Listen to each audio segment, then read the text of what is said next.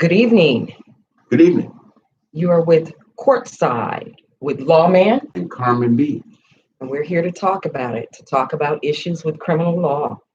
But before we get started, we have to advise you that although we will answer your questions, if you call in, if you type a question in the chat, or if you email us, that does not form an attorney-client relationship with myself or Mr. Staten, Lawman, and the caller or the chatter or the emailer. Yes. Please feel free to call in with your questions related to criminal law. A lot is going on this week, Lawman. Yeah, it happened to be a busy week, I guess, in terms of things that have occurred. I guess one of the first things is that we had that verdict that came out, right, in the Chauvin trial. Yes, the Derek People versus Derek Chauvin case for the killing of George Floyd. And then it became hot on the internet how it was originally described, the event that a person had a medical emergency when he resisted officers. That was the first report that came out by the media, and how different that the verdict would be from that particular report. And what we got to remember is, I think we should probably be cautious and sad that a verdict, first of all, has to be given in such a thing. To want for all of this accountability, even today. Well, right? And the sadness of the passing of George Floyd, of someone Right. who could have still been here, but for the actions of this officer. Right. And it just brings back, all the memories and stuff. I always say that a lynching is when you have been, when the justice for you has been taken away. So here we had a guy who was just accused of passing a $20 bill, sitting in a car, and I guess the justice system could have dealt with him by charging him, reining him, going through just like average, ordinary things. And there's no proof that he even knew that the $20 bill was fraudulent. You get 20s all of the time. You get money out of the ATM. What does it usually give it? Dispense it in. Yeah. It dispenses it in 20s. So you're not taking those 20s and checking them to see whether or not the 20 is real or not. True. And especially if it comes in other 20s and you put it in your pocket. Yeah. And then at some point you try to spend it. So there's no proof that Mr. Floyd was doing anything wrong. And even if he was, what happened was a disgrace. Right. And the justice system is supposed to work right in those situations. And he has his right to a trial, a jury, and that would be the justice system. But it was diverted a little bit. And why and how? The jury said that it was murder. So we have to live with that verdict, just like we live with a lot of verdicts that we don't like in other situations all the time. I know for my career, there's been plenty of verdicts that I have disagreed with tremendously and wondered how a jury could come to that conclusion.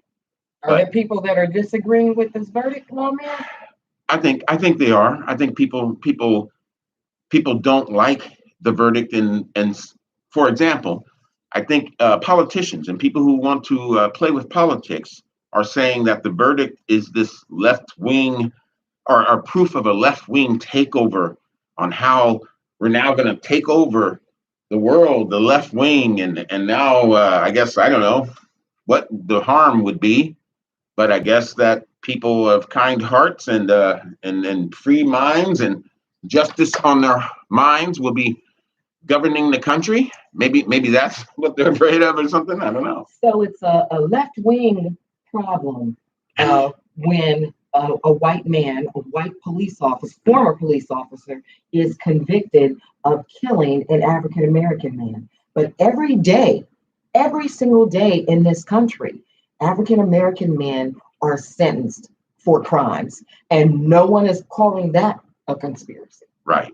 I mean, and we've lived with a justice system moving through the 60s, 70s, and 80s, 90s, all the way to now that has done nothing but try to over incarcerate us.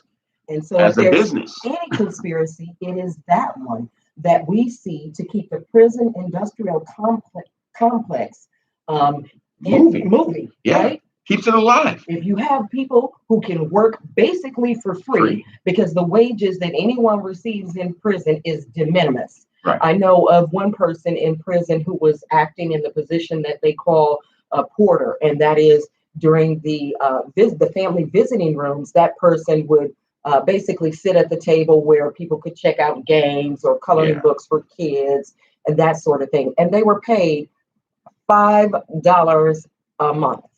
No, not $5 an hour, $5 a month. And they would do that job every weekend, both Saturday and Sunday.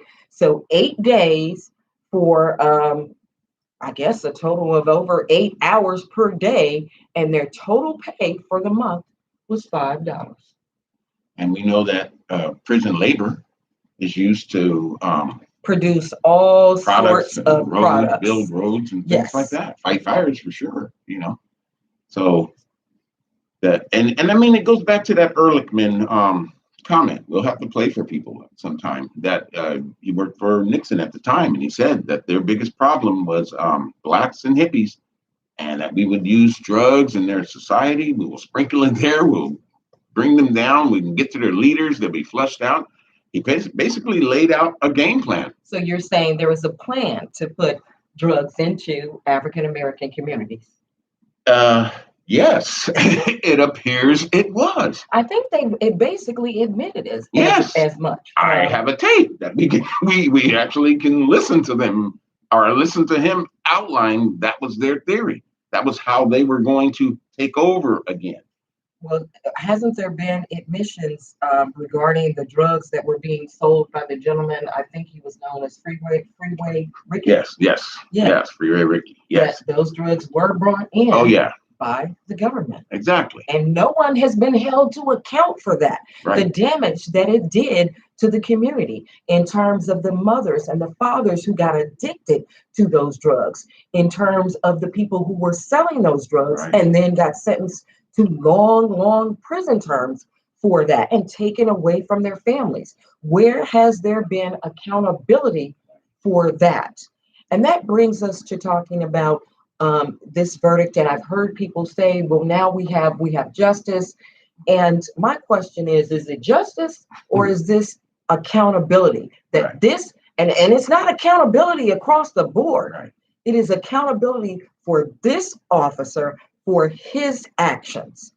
Right. Now, it doesn't bring Mr. Floyd back to his family, but there is accountability. Now, even though that officer took a man's life, my understanding of the penal code in that state is the maximum that he is facing is 40 years. So let's see if there is real accountability in that sentence, because we see them sentence young people every single day to sentences that are longer than they have lived on this earth.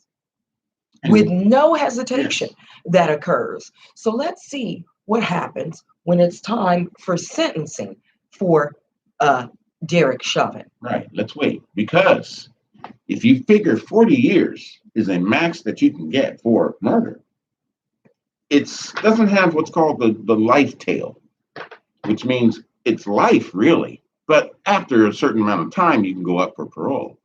Oh, So there that is means- no, Right. he is not life facing term. life Right. at all. Which means if you sentence him to 12 and a half and he gets 50% credit. I don't know what the credit, Right. I don't know what the credit structure is in Right. that particular state. No, I don't. But So I don't know if it's 50%. I don't know. Here on murders, you don't earn credit at all. That's right. Am I correct? that's right. Life And so if sentence, you yes. get a sentence, you are going to serve every single. So if you get sentenced to, for example, 15 to life, you're going to serve every single day of that 15 years before you are ever even considered for any type of parole. Now, it can be though, you can have a parole date earlier if you can earn it by being good behavior and things like that. So you might, after about 12 or 13, you might come up for a parole hearing. But realize the L is on there. And that L is what is the devastating part, because at a parole hearing, they're not necessarily going to let you out, And you got to figure that family, friends, and support, community will come and maybe object to such a things happen. And you've had 15 years to try to be good in prison and earn things like degrees, teach other inmates certain skills and things like that. And you still may not have the opportunity to get out right away. And that life sentence could actually mean a life sentence. But regardless, it's going to be up to the judge to decide what his sentence is. And it's going to be based on aggravating factors versus mitigating factors. Now, what possibly could be aggravating here? How about this? He's in a position of trust. His responsibility to the community is high. He carries a weapon, and his job is to protect people. A person who does that, who then kills, that might be an aggravating factor that goes into why you should get a higher sentence than normal. And also, how people try to stop him, or at least suggest he should stop, and he and he continues didn't. on with that activity. Exactly. That Can could you be imagine if you or I, who aren't in a position of trust with the right. public in that way that an officer is, Right. were to treat someone in that way? Yeah. I guess being lawyers, we are held to higher standards too. And if we do our clients wrong, the state bar, who governs our license, will definitely take actions against us and help. And we can even face criminal charges depending on some things that you do. I think that one of the issues is that law enforcement officers do not see the people that they are interacting with as their clients or even as citizens entitled to the rights that we all are entitled to as citizens here in these United States. Yeah, it's funny. Last night in my lectures, I was talking about crack cocaine and how devastating it really was with the mandatory minimums and how it cleaned up the streets, because what it did was it made the street corner dealers, it made the small time dealers go to jail for a long periods of time. But it didn't really clean up the streets if you think about it, because they were easily replaceable. Right. And if you put a people in a situation where they have limited resources for making money, and then you pump illegal drugs into that community, of course there are going to be people who take advantage of that and peddle those drugs in order to make money. That's true. And I mean, and it's like weed in a way, the way weed proliferated. Everybody was a weed dealer, really, because if you had an ounce of weed and you broke it in half and you sold half, and it helped you pay for your weed. I mean, it's sort of like basic economics in a lot of ways, but weed is still Schedule 1 for the federales, which is funny because heroin and other are drugs, amphetamines and things are at a smaller schedule than even weed. So why? I don't know. Weed's used a lot by African Americans. Why did crack sentences be more than powder cocaine and meth sentences? And even in the code sections, they would be higher. There was a huge disparity in sentencing. Now that has changed. Right. That has changed, but how many years did it take it before it changed? And that's the thing. I go back to reading Soul on Ice by Eldridge Cleaver. Mm-hmm. And he went to prison for a joint, and then, I think back on, here's one of the problems. I had a trial where a guy was being charged for selling cocaine, and sales can mean give, furnish, provide. So you don't have to necessarily sell crack cocaine. You could give it to someone and you fall under the sales statute. Or if you are traveling with it, they can actually charge you with transportation.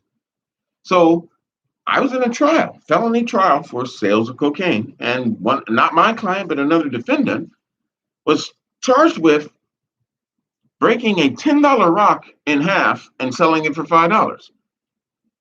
The jury found him guilty of felony drug sales.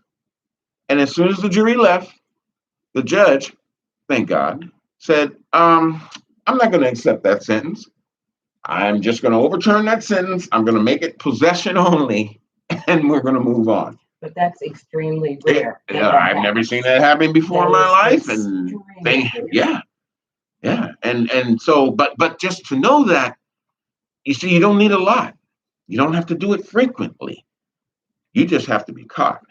And when they were wrapping things up on crack cocaine in our hoods and things like that, people were going away. And what's most importantly, felonies. You're putting felonies on people. And no guns for your life, right? Who wants to hire you, right? People believe they can't vote and participate in society. They believe it. Wouldn't be true, but they believe it. And so now, what does that mean? So it had a number of just very damaging factors on a person's life. And that would trickle down to their family, their children, that now they could no longer provide for, because even when they had served the sentence and got out of jail or prison, they were unable to find employment. Gainfully employed. So what do? You go back to what you know. Which is back to trying to make money on the streets. And then it becomes kind of a cycle. Michelle Alexander was addressing this when she wrote her book about 10 years ago now, about it's a subculture now of people who are saddled with felonies. Because I think she referred to it as created a new group of second-class citizens. Exactly. Now, as we've discussed in one of our other shows, there have been some changes in terms of that.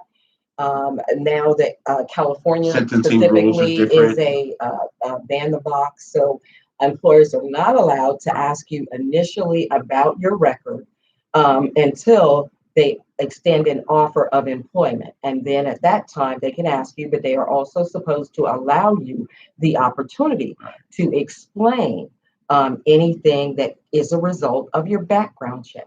Right. So all of this is showing that, our criminal justice system can work. But then for us, for African Americans throughout history, there seem to be some flaws in it all the time. People don't want to recognize that because maybe it's fessing up, to some truths about the country. And we've tried to change that. We're happy laws are being changed and things like that, but the damage may have been done, or a lot of it has been done. Now let's talk a little bit about what has happened since the verdict in terms of other law enforcement incidents involving people being killed. Yeah. Well, do you want to talk about stay in Ohio, so to speak, and talk about the young lady? We can start with her. Because that became a firestorm. And my take of it, when I watched the video, I got to say, I don't know if she was going to stab that girl. And the officer does have to make a split-second decision about whether or not to stop her, as he is the only one around who apparently is trying to stop anything.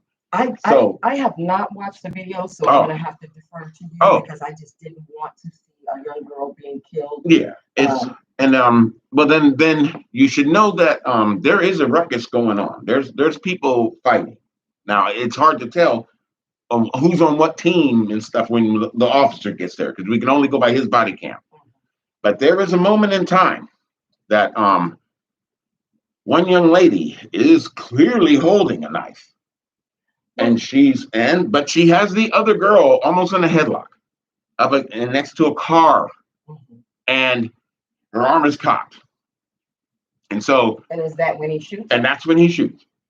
Yes, he does. He yells out a few commands, but when it gets to be that point, he does fire 4 times. Now people could so I haven't watched the video, so I don't have to defer to you, because the descriptions that I read was that it didn't say anything about her having anyone else in a headlock. Right. There was some claim that she had the knife and they felt like she might lunge at this other person, but I had no idea of what was the proximity. Yeah. And my thought was whether or not it was possible that the officer could have used some less lethal method of force. And as officers, if they are trained marksmen with their firearms, right? If you are truly a marksman with your firearm, could he not have shot her arm? Instead of shooting her, he shot her in the chest, right? It would have been in the back area, because her back was to the officer. Oh. So it's sort of how we're sitting here. The officer shoots from behind me. Mm-hmm. So really, what he sees is the grab and the arm back, because the whole time, that is probably the one time that you actually see the knife in the girl's hand. We do have some comments here in the chat. Protecting, Miss Borkai is here with us tonight. We appreciate that. We also see Protect and Provide in the chat. He's asking, is this part of the 1994 crime bill? I find it hard to believe that Joe Biden wrote the 1994 crime bill and has a son that does every drug under the sun. Well, having a politically famous father does not stop someone from falling into vices that are very negative. Oh, yeah. The difference is what happened with his son versus what happened with others who had similar addictions. Right. So, well, you see it happening now with the opioid and the heroin crisis. Now it's a medical emergency. So why wasn't it a medical emergency when African Americans were addicted to crack cocaine? Well, and not all of us, but when there were in communities, large numbers of African Americans who used that drug and then got addicted to it, which is my understanding is it's an extremely addictive drug. Yes, it is. That was not seen as a social crisis. It wasn't seen as a health problem, a medical event. Right. It was seen as these are criminals and we need to put them away. Well, but see, and that 1994 bill, because I was going to say, even further on, even after Reagan and Nixon did their things, Clinton is the one, and Biden in the Senate, who were responsible for all of this stuff. He brought it forward and made it to the tilt that it was. And so we had both sides now. And remember Willie Horton. Remember the election, Duchovny, right? Or something, whatever his name is. Dukakis? Dukakis, yes, yes. Remember Willie Horton. When they brought Willie Horton out there and showed him to America that, hey, this guy on work release went out here and stabbed and killed this couple and stuff on work release. This is the kind of crime state that the Democrats want. Well, all heck broke loose. And I mean, his poll, he lost like a 20-point lead or something like that, within weeks. You can always, any politician can always go and find one person who has done something absolutely egregious. Horrible. Yeah, bad. But that was not what everyone was doing. Right. But that was the result. What came out of that, though, was all of those just strict punishment. Fear once again of the black man. Fear of the black planet. Fear that we are criminals and we're going to take over and we want to run into your houses and kill and do things like that. We saw the same thing, the movie Birth of a Nation. We always see it, whenever they want to promote something to get something. Do you think it's those kinds of things that, because as we've talked about before, we've seen videos where law enforcement shows much restraint when other people are involved. So where is that restraint when it comes to African Americans? Is it because the brown skin allows them to view us as something other than human, as someone who is not the equivalent of them? And yes, it's all the stereotypes. It's the fear mongering in society. I mean, it's what Public Enemy meant when they named the album "Fear of a Black Planet." So they were afraid that it is a true fear that we will somehow take over, or we will have retribution for that 400 years of slavery somehow. So you better keep us in our place, weak, to where we cannot thrive in that society. Protect and Provide said the 1994 crime bill made it so states got more federal money and locked up more people. Yeah, that is true because there was money Yep. for prisons, That's right. and there was a prison building boom in that time period. Oh yeah. Um, It was for us, basically. and now, if you're using money to build those prisons, now you got to fill up those prisons. Similar to the And paid for prisons now, the one that paid for jails and things. the private Private prisons, prisons, yeah. which are also being used to house immigrants. Yeah, yeah, I guess so now, right? Because but think of that theory that I'm gonna build this jail and I'm gonna depend on you, state and federal government, to bring me my clients. Bring me the sheep so that I may house them. And you pay me. So I mean, it is nothing but capitalism. It is nothing, but business, I guess. But if you have a business that is based on convicting people of crime and housing them for as long as possible to make your business profitable, How moral how is that moral business? is that? And it's funny because we do have morality in society, right? We want to live by certain morals, a but number of the crimes are based on on morality. morality, but Thou yet, shalt not kill, right, based on morality. exactly. And steal, right? Don't take my stuff, Yeah. don't defraud me. But, I mean, it has been the system of incarceration, the criminal justice system in America has if you had to grade it, it's going to be weak because it thrives on individuals without the power, and that is probably one of the most egregious things about it. No matter whether it was, no matter the color of the individual, if you take the color of the individual away and you had a system that did that, that is the problem. Now, for individuals to even imagine that and put it into operation and create it, then what does it say about their morality and about their willingness to do evil to profit or to survive from their standpoint by keeping another individual's race or ethnicity down? So we got some problems here in America. And George Floyd's case became the flagship.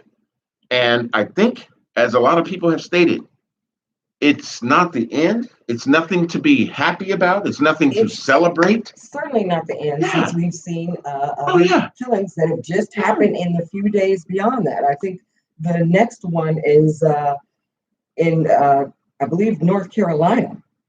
There were sheriff's officers that shot the gentleman, Andrew Brown. And I believe this may also have arisen as a result of a traffic stop.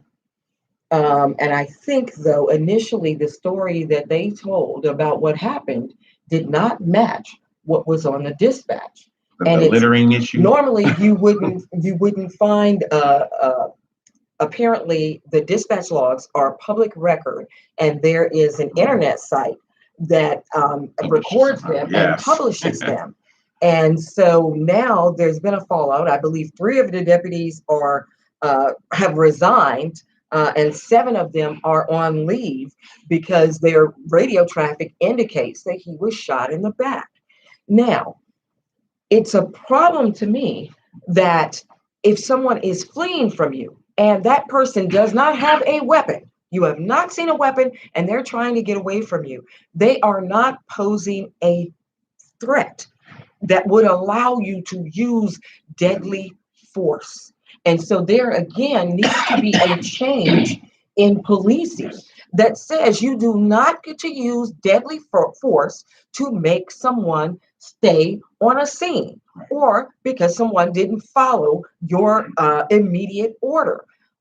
Especially if it's a misdemeanor or traffic situation. Yes. See, this isn't a fleeing felon, so to speak.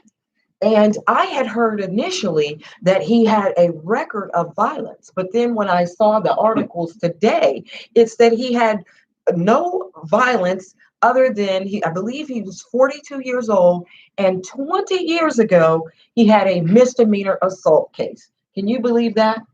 So they're going to try and justify something that happened when he was basically still a kid to what happened now.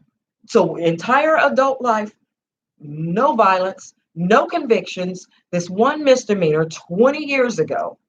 And they tried to use that to justify a history of violence. Sounds like a smear campaign. Sounds like a trying to justify your action. And that's usually how it starts, is Yeah. they immediately move into looking at the person's history to try and see if they can muddy the waters to almost make society not care about that person's life. But we care about our African American people. And that kind of brings us back to Chauvin again. Yes. I don't know what had happened. I want to say it was in 2014, where he basically had engaged in similar behavior, but against a child, a 14-year-old child whose mom had called the police. And I guess the kids were being a little bit aggressive towards her children. But for him to come in and then just think he physically, my understanding is, grabbed this kid by the throat, threw him on the ground, and then was on his neck. And he was actually on this kid for even a longer time period, with the kid telling him that he cannot breathe, that he could not breathe. Now, apparently they wanted to bring that evidence in during the trial, but they were not allowed to do so. Now, I found that kind of odd, because they didn't they bring in some evidence from something that happened years ago with George Floyd? Well, they tried to say, he's a drug addict. He cried for his mom. He yelled out for his mom in the same particular incident, but they left out this prior bad conduct of unlawful force by this officer. I mean, look, when Stephon Clark was shot, it took Anne-Marie Schubert, the DA, a very long time, before she was issuing her response to it. And she issued her response in what I'm going to say is a beautiful closing argument for someone, in that she pointed out a lot of things, and people were very upset that they brought out a lot about, well, he had just beat up his girlfriend the day before. He had just done this the day before, all of this stuff. And people are like, wait a minute, why are you smearing him, right now? And so we see that technique is used constantly. Look at what happened even in George Floyd. The first media, we talked about it, the first media reported a guy was having a health problem when he was resisting the police. So that was the first thing that's said. So it's not unusual for cops to then have to change facts in order for people to buy the fact that the guy was bad, he was evil, he was this, he was a monster. One of the good things about having video is there's some things that you can't change. Right. So you can lie in your report, but if there is video, we will be able to glean out what is fact and what is officer fiction. Yeah. And I guess the hero of the last, 15, 20 years is video. I mean, thank goodness. I take it that Protect and Provide is not a fan of our current president, Joe Biden.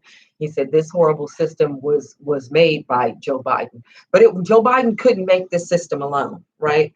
That there were plenty of other people in line voting for these kinds of bills into law. So he was a powerful senator, though, at the time. And those are the people, they move and they shake. And when things need to be done, they get it done.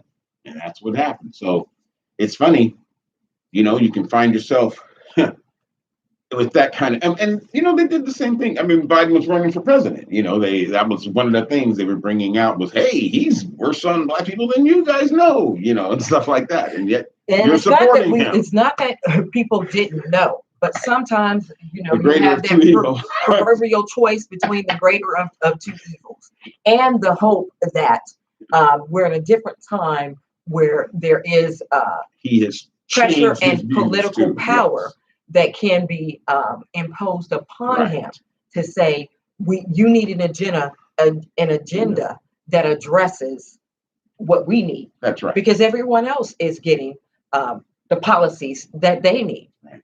And he had those 8 years under Barack. He did. Say going for him. So, I'm a changed man type of thing. And we'll see. Yes, we will see. We're still early on in his presidency. So we will see how the next 4 years works out. Or 3 years and 9 months. 3 years and 8 months. Well, I guess we could re-elect him. Well, we'll see how he does this first time before we make that decision. But I mean, the most important thing right now probably is that we as people, citizens, we've got to exercise our power. If we should vote, We should be concerned about elections, especially on the local level.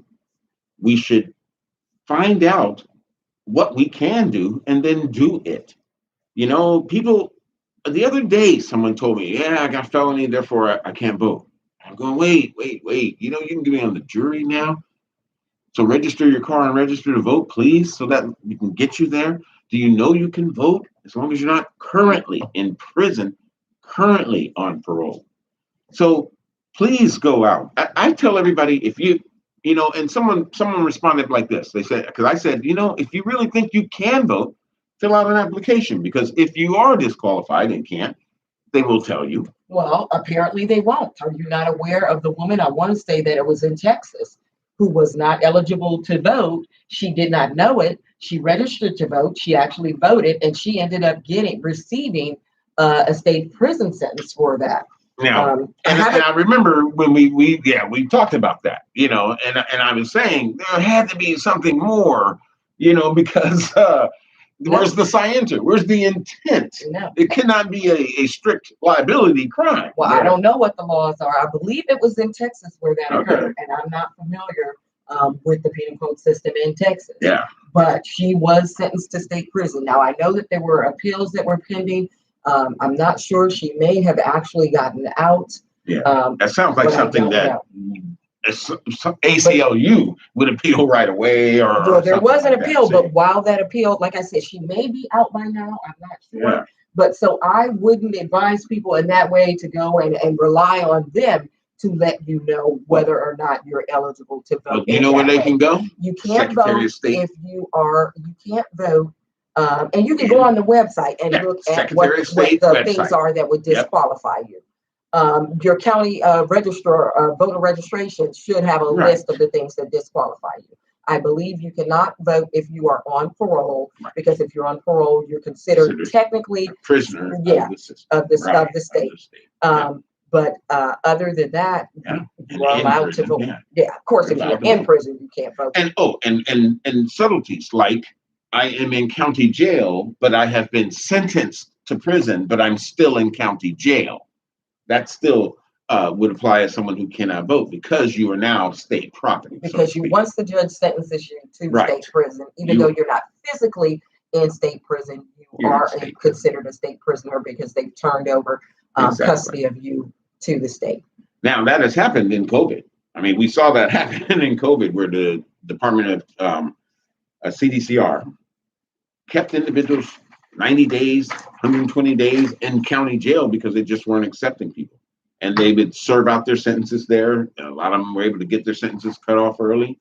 But those people would not be able to vote. But imagine the numbers of individuals in county jails who can vote. Sheepdog Protector says, police are trained to shoot center mass. That is why I wear a vest. Yeah. And it's right. I mean, because if they're going to shoot, you would think they'd be taught to shoot to stop you. Well, you can stop someone without killing them. There are ways that you can shoot, that you can stop someone without killing them, which brings us to law enforcement as acting as more of a military force than as law enforcement. Now, if you're on the military battlefield and you have to shoot at someone, you are expected to shoot to kill, because that person has a weapon and they are trying to kill you. That is not what we see happening in these cases. Unarmed cases. Right. These are the cases that we're talking about. If a person is armed, then shooting in the leg might not be enough. We're talking about the unarmed cases, the cases where the person is not posing an immediate and a direct threat. Running from you. Things like running from you on a traffic violation. Right.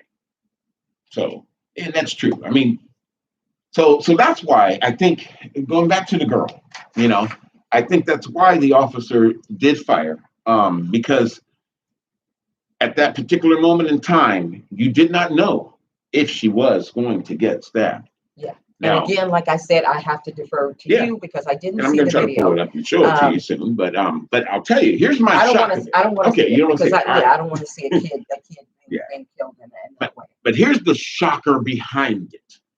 LeBron James put out the guy's picture and said accountability, guy's you're picture? next, the officer, Oh, and tweeted it. Okay. okay. He had reacted like it was an unjustified shooting. Unjustifiable. Yes, Mhm. And he quickly took it down when he either saw the video or someone talked to him, and told him, hey, whoa, this one might be close, we're gonna have to look at this again. And he apologized. But here's the thing. I started seeing every right wing media, everybody who wants to hate on LeBron because LeBron is so vocal and so into social. Yeah. Supportive of the issues that affect our community. I mean, they just went after him. You see, for oh my God, now see, you don't know what you're talking about. They wanted to discredit everything about him because of that one mistake. And it would have been a mistake on his part because I think what had happened was, dig this. Remember, the Daunte Wright thing had just occurred. Mhm. Everybody saw that one. Nobody disagrees. Okay, he wasn't armed. He was just trying to get out of there. And they shot him. And then you shot him because you had the wrong gun. So that was going on. So here we are, maybe like less than a week, right? We get this verdict. The next day or so, this other shooting, and now it's a 16-year-old girl. Daunte Wright shooting occurred on the same day as the verdict, I do believe. I believe it No, occurred the same day as the verdict. I thought it was right before. But yeah, I thought it was before. I'm pretty sure. No, it may have been before, but on the same day. That the verdict came out? Yes. No. Yes, It happened before. I bet it happened before. Yeah, because the day the verdict came out, everybody was just waiting, right? Because they had to deliberate. I remember when they went to deliberate, and they sequestered him, and because it was about a week before. I promise. Wow. Yeah, it was. Watch. No, it was not. The internet. Okay, but my point being, people were hyped for that on that. So I think he was killed on April 11th, and then the verdict came out Monday, right? Or Tuesday. Right. See? Okay, so the 20th. Okay. That's right. I knew it. All right. Okay. But I'm not afraid to admit when I'm wrong. And I'm not afraid to look it up. But the point being, that's all everybody talked about in that 1 week, and how it was going to be a firestorm because here it is. It was Minnesota. Just the coincidence that, oh my goodness, right when this guy's trial's going on, all this is going down, and so that happened on the day of the verdict or the next, right after. I think it was right before it. It was so close in time that I believe he just reacted like a lot of people did. And if you heard that story, you'd react that way. That, oh my goodness, this is another one. We've got to get this guy. And maybe that's not going to be the case in this, but it's the vilification of someone who does believe that, because it's starting to become so commonplace that the first thing you think about is, why did this person get shot? What did they do to deserve to be shot and killed? And what we're seeing is the chintziest little things. Her holding a knife. I have never seen another video where a person was doing something that was so dangerous, except for white guys who were doing things dangerous and should have probably been shot. Don't get shot. But don't get shot. Exactly. And that's what shocked me. I'm going, okay, I'll give you guys this one with this girl. I'll give that one. But when I saw the pulling over of the guy in the red pickup truck, and both cops are there, and he grabs his gun, and they're just, please put the gun down. Please, sir, don't make it. They try to open the door. He eventually closes the door and tells them, I'm going to drive away, and that's my right and all that. And he just drives. And please don't do, oh, God, he drove away. Oh, boy. Gosh, geez, we couldn't do anything about it. And then the one that we see that's famous, the big guy grabs the baton of the two cops and is beating them on the ground. Gets up, gets in their car. The officer is literally behind him as he's doing it. He probably could lunge out and grab him. He doesn't, but he goes over to the door like he's going to open it up as the guy starts it up and drives away. And so protect and provide. They just made a law in Florida. If the protesters are in the street, you can run them over. Well, I don't know about that law. I hope that that is not the Whew. case, but we kind of know that that's kind of been the reaction Right. to a limited degree. Wasn't Well, there the gentleman yeah. in, well, I forget what state it was in, where he actually hit the protesters with his car, Yeah. and he was Yeah. going to Oh, yeah. receive some sentence, but then the Right. He got sentence like was a 90 days reduced or to something. Yeah, something something real ridiculously right. low, Exactly. something that you would get for something as minor as a petty theft. And it was attempted murder, technically. But see, but you know what that is? It's a reaction. It's just like the voting thing. We went in Georgia, states start passing the laws. You know, this happens now. So you're Cops are saying saying we don't want you to protest if us. they We don't did want you to do pass that. such a law in Florida, it's a reaction to, okay, Yes, so you we have don't done something, we're gonna do. forget you. And this is fun. This is the funny part because I always teach we are a nation of laws. And the laws can swing both ways. We've seen it where we weren't people. We were slaves because of the Supreme Court and the law. And that same Supreme Court says, okay, you're free. The same Supreme Court lays out the guidelines of the Fourth, Fifth, Sixth Amendments. And now, But are we really a nation of laws if the laws are not being applied equally to all of the citizens? yes, we are. Yes, we are still a nation of laws. Because if we were a nation of morality and compassion, we wouldn't let the laws do what they do. And this nation, you got to remember, it was built on the most draconian, the worst kinds of laws that said these people, human beings, kings and queens, are animals, are to be used as slaves and chattel, and you can own and buy and sell them as you wish for years and years because we ain't got no plan to stop. Why stop? Let me address now. I haven't read the full text of the law, but I want to say thank you to Protect and Provide for providing that. And it's indicating that Florida's governor has signed a law called the strongest anti-riot pro-law enforcement measure in the country. Stop you from protesting. The law was written in response to protests around the country following the death of George Floyd at the hands of the Minneapolis police. It provides new protections for police and increases the penalties for people who take part in property damage or violence during protests. Right. Now, what's funny is my understanding is that Florida experienced very little of the violence that we saw in other places. So what are they responding to? They're not responding to something that happened there. I guess it's just in case if one of our fine Floridian cops happens to shoot an unarmed black man and you think you're going to come out here and protest. So where are the increased penalties for that? They said that Governor DeSantis said, if you riot, if you loot, if you harm others, particularly if you harm a law enforcement officer during one of these violent assemblies, you're going to jail. Where was he at when January 6th? Where was he at January 6th? That's what I want to know, lawman. Where was DeSantis at January 6th?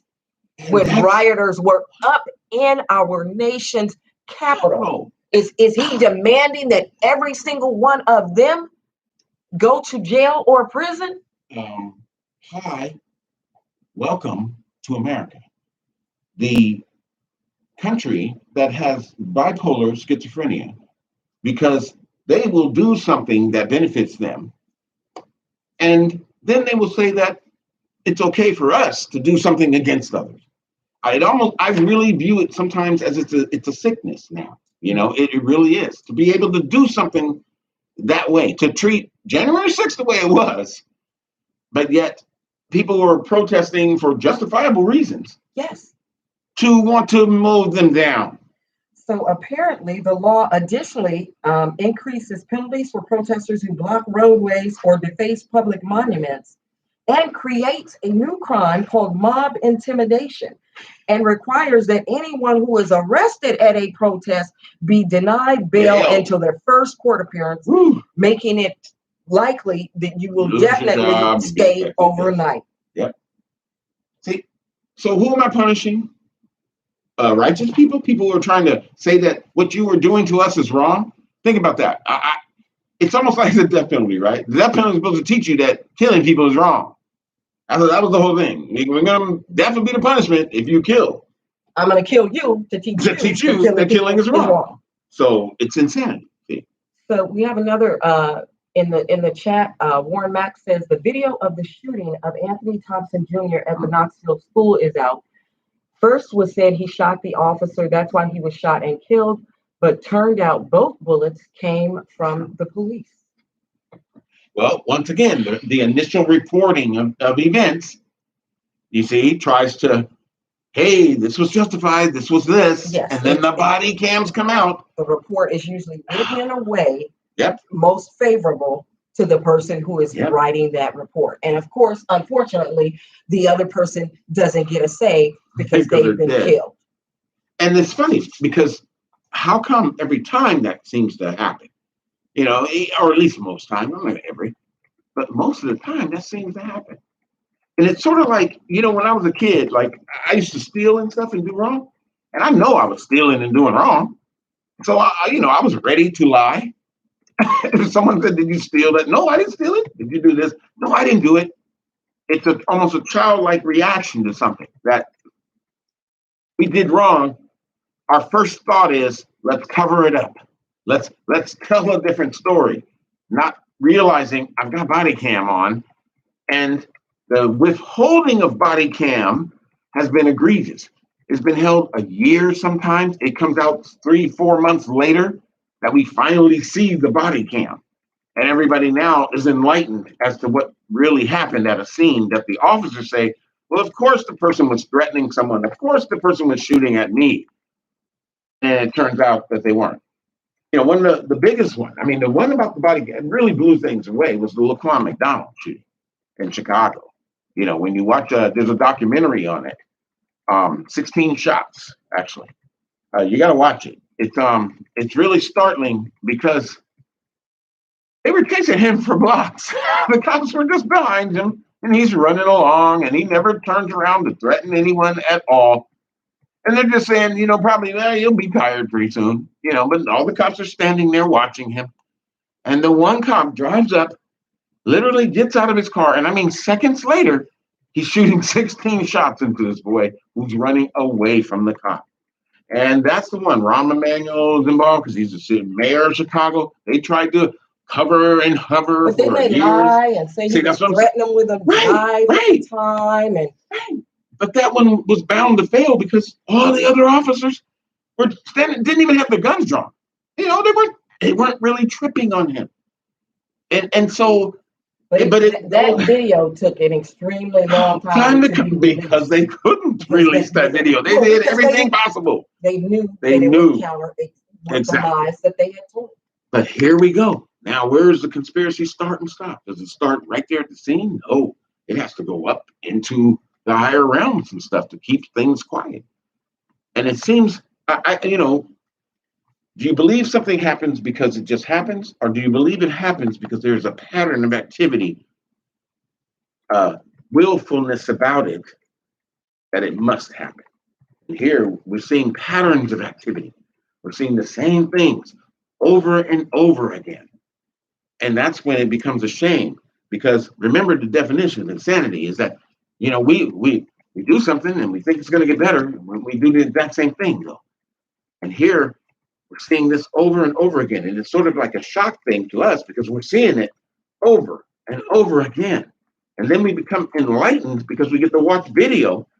And then we wonder, well, how can that happen? Why would that happen? And when we learn, we shouldn't even ask those questions, really, because you're not going to get the answers you want. You know, no one's going to come except for Ehrlichman and say, well, okay, because that's our game plan. We're trying to wipe you out. Come on, don't you see? No one's going to admit that. No one's going to say that. And it gets into deeper issues. And I think there was a forum about, the history of policing and things like that. And my whole theory of, well, you know, we really got to learn a lot about that, because what are their jobs? I mean, they're there to save some kittens and save lives and do things like that. Sure, I get it. But when you use the deadly force against individuals who are not threatening you, I fail to see the reasoning behind your action. And any logical, reasonable person should probably think that way. And if they don't, probably not logical and reasonable and have an agenda of their own.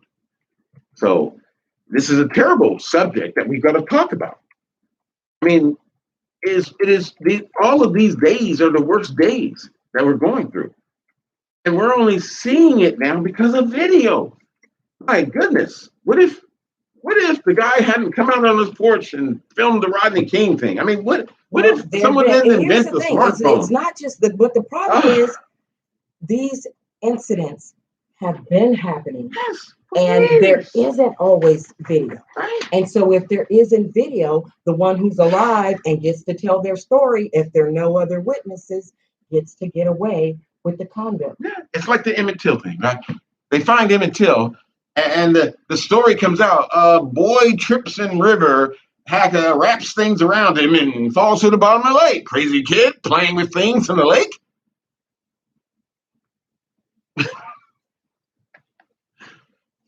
What's that? What sound of Snoop song? If I had wings, I would fly. Let me contemplate. Because if you want me to believe that, if that's what you want me to believe, is that what you want me to believe?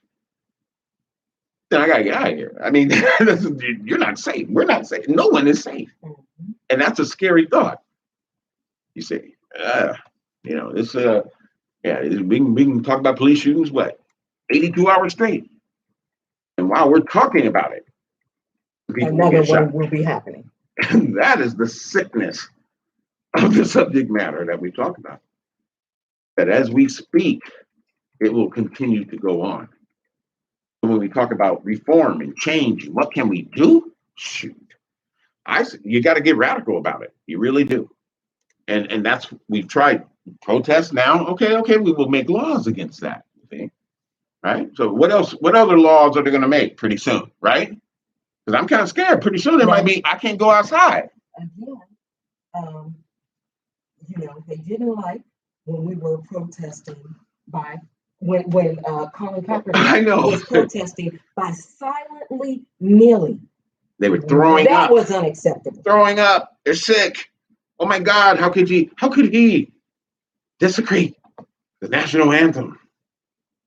And so, peaceful protesting, we have to have them tell us specifically how we can protest. Well, why don't we just let them protest then, right? If they're going to take our jobs, right? Let them just do it. They should go out and protest and show us how it's done. That's the insanity. What they're saying how it's done is don't do it. Pretty much. Sit there, shut up, and take it. And that sounds familiar. That sounds like, okay, there was a time when I would be afraid to say anything, to do anything, because I could disappear in the middle of the night. I could disappear on the way to school, and no one won't know what happens to me. But yet, what happened was I was playing around the river, and I decided to put some, stuff and wrap my legs and everything up, and then I just jumped in the damn river. Well, his family knew that's not what happened. Of course, everybody knew. Everybody knew, but that's what we would want today. That would be the story. That would be the news thing. Oh, what did he do? What did he do? Oh, he's just crazy boy. And he whistled at a white woman, or looked at a white woman, or said something. Oh, I'm sorry. That was a lie. Years later. Isn't that ironic? Oh, yeah. And she admitted that. Yeah, on her deathbed. But believe it or not, lawman, we're coming to the end of another hour of courtside. There's just always so much to talk about, and we can only fit so much in the 1 hour that we have, but we certainly appreciate you spending the evening with us here every Friday, starting at 6 p.m. And I hope that you take these things we're talking about and you think on them yourself. You put a lot of thought to it yourself. And that's why I always say, find out what you can do, because there's always something we can do. Always. And we're going to have to come together to do that. Oh, yeah. We'll fight the power, as they say, right? That's it. Now, do you have something for us today, lawman? A tidbit, I think. And I may have it how much minutes we have? Okay, we're almost there. Well, we can go. You have about... Let me pull it. 32 seconds.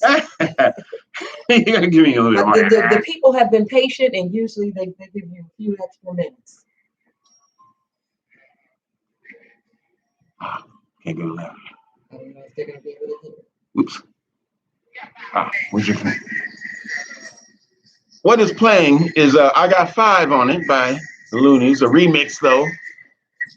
Richie Rich, Shock G, E40. But most importantly, we lost another rapper. We lost another guy today, you know. And he was Digital Underground, right? Mm-hmm. And, you know, he's passed away now. That's the third rapper, if you think about it, right? In a short period of time. That is true. And so, you know, pay homage to him, Digital Underground, Bay Area, my boys, Oakland. Actually, if you play his music, you honor him. So, all of the Digital Underground songs, play them on the radio, play them, do what you can. Royalties go to people. But, you know, I love this song because it collaborated so many of the Bay Area artists when it came out. And my boy, Shakti, he's there. So, in peace, yeah. All right, this is going to end it for tonight, Lawman. We hope to see everyone here next Friday at 6 p.m. Pacific time. Yes, and I got 5 on it. Lawman? Come and read. All right, have a good night.